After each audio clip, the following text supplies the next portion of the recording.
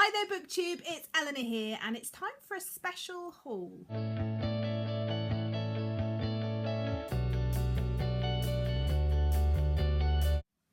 So today my haul is special because I was contacted by the lovely people at Oxfam. If you don't know Oxfam, over here in the UK we have Oxfam Bookshops, which are a charity bookshop where books are really reduced prices and secondhand. Oxfam are a charity who work with communities to end the injustice of poverty. In the last 15 years, the number of people that have been living in extreme poverty has halved, showing that it is possible to end poverty, and that's what Oxfam is working towards. So they contacted me and said that they had a summer promotion going called the Scorching Summer Reads, which is to try and encourage people to use the bookshops to buy secondhand books, and all the money that goes into the Oxfam bookshops goes, as I say, to helping reduce poverty. And I shop in my local Oxfam bookshop a lot anyway. I don't know if they know that, but my local Oxfam bookshop is brilliant and I shop in there a lot. And they just asked if maybe I would go in, buy some books. This isn't sponsored or you know, they haven't paid me any money to do this. I just said yes because I like buying books and I shop in my Oxfam anyway. But they asked if maybe I'd do a haul on my channel of books that I bought in an Oxfam bookshop and encourage you guys to go into your local Oxfam bookshops, especially today, the 1st of July, which is when their promotion for Scorching Summer Reads takes place. So I encourage you to try and find your nearest Oxfam bookshop. I'll leave the links down below where you can find your local shop. And today I'm going to show you the books that I picked up on my latest trip to Oxfam bookshop. So first of all, I want to start with the really important ones. I took Matilda in. It's Matilda's favourite secondhand bookshop too, and there's a really lovely children's section in mine, and she picked up quite a few books. In fact, I think she picked up as many as me. I'll just show you the books that she picked out. She loves these little hardback books. They're generally by Ladybird. There's various different ones, but yeah, mainly Ladybird. And she loves these because they fit in her hand and she can't read them herself. I have to read them to her, but she really loves these. And this is called The Ghost House. She really liked the idea of a ghost train. And then her grandma, when she goes to her grandma's house, always reads her this one, which is called The Brave Little Train. And she absolutely loves this, and so when she saw it in there, she wanted one for our house. And also in that series, she found The Little Red Car and The Little Blue Tractor, and they're just such lovely stories. And these are about a perfect length, if you've got children, to read sort of while they're having their lunch or their dinner, if you want to sort of help them speed it along a bit. And they're just really lovely fun stories and lots of opportunities for the kids to get involved shouting things, so she really loves those. And then the final book we picked up together is Snow White and the Seven Dwarfs, which is the Ladybird edition, because she just loves Snow White, and this is really lovely. I love the artwork in these, and it's got the story and all the basics in there.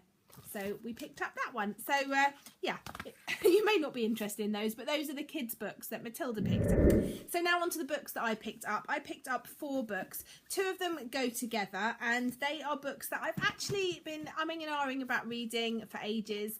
I've had one try of Haruki Murakami and I wasn't sure he was for me, but I've been really intrigued by this, and this is IQ84. I'm not sure how everyone calls it, but I think it's IQ or 1Q84, and this is books 1 and 2 and book 3, which I was really excited to pick up. And the back says the year is 1Q84. This is the real world, there is no doubt about that. But in this world there are 2 moons in the sky. In this world the fates of 2 people, Tengo and Aome,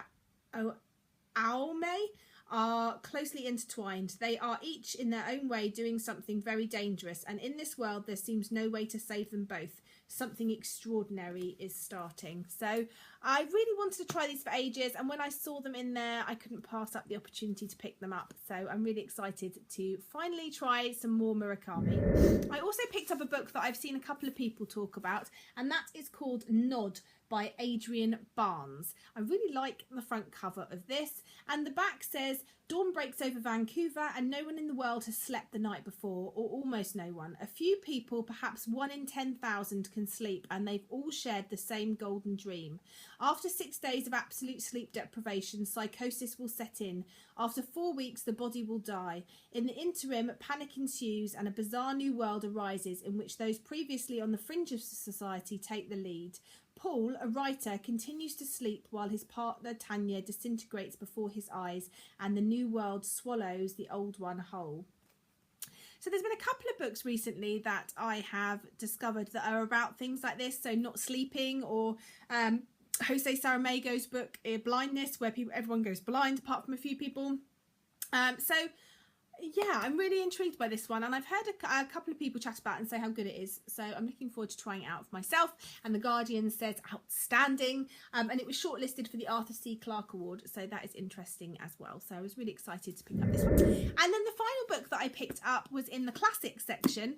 I love my Oxfam bookshop because it's separated into sections. So we have classics, they have like a massive row of books at the bottom there where they've got like 10 copies of the same book for like book clubs and stuff, and then genre fiction, and there's a crime fiction section, I think. And this one intrigues me. I've heard a few people talk about it, but I have to admit it was probably the look of the book that drew me in the most, and that is Their Eyes Were Watching God by Zora Neale Hurston, and it's introduced by Zadie Smith. It's a beautiful hardback edition and really lovely on the front, and I was just intrigued. I read the blurb and I thought it sounded interesting. It says, when at 16 Janie is caught kissing shiftless Johnny Taylor, her grandmother swiftly marries her off to an old man with 60 acres. Janie endures 2 stifling marriages before she meets the man of her dreams, who offers not diamonds but a packet of flowering seeds. So that sounds really interesting. Zadie Smith has said, Their Eyes Were Watching God is one of the very greatest American novels of the 20th century, a rigorous, convincing and dazzling piece of prose, as emotionally satisfying as it is impressive. So that is high praise indeed, and it's just a really beautiful book. So that is the books that we bought. Matilda got 5 books and I got 4 books, and all of those books came to 11 English pounds, which I think is about $5.